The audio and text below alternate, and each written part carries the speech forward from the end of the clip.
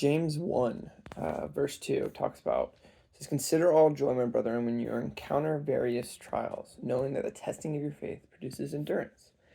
I think for many of us, especially in the Western culture or in America, we haven't faced much real persecution for being Christians. And so we haven't had this opportunity to really strengthen our faith through perseverance of different trials and that sort of thing.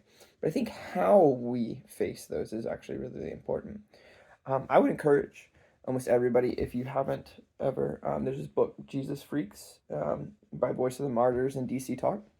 And it goes through stories of Christian martyrs. And it's really, really important, I think, for us as Christians to have the perspective of what do we do when we are faced persecution for being a Christian, not for any other reason, right? But for our faith in Christ. And story after story in this book shows men and women who, in the face of being beaten, who, in the face of death, so many horrible things, their choice is to love the person who's doing it to them, not to defend themselves, not to cry out in anger and frustration.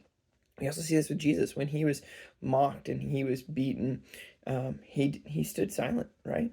When he was captured, Peter rushed forward with a sword and cut off the ear of someone. He was ready to fight like the world fights, and Jesus was like, no, no, no, no. I could call down thousands of angels if I wanted to, and just wipe the floor with everyone.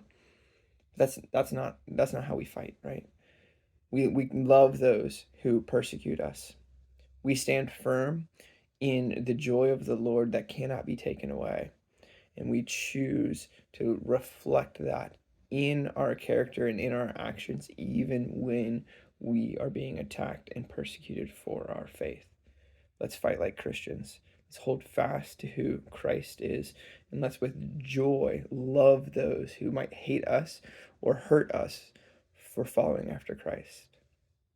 Love you all.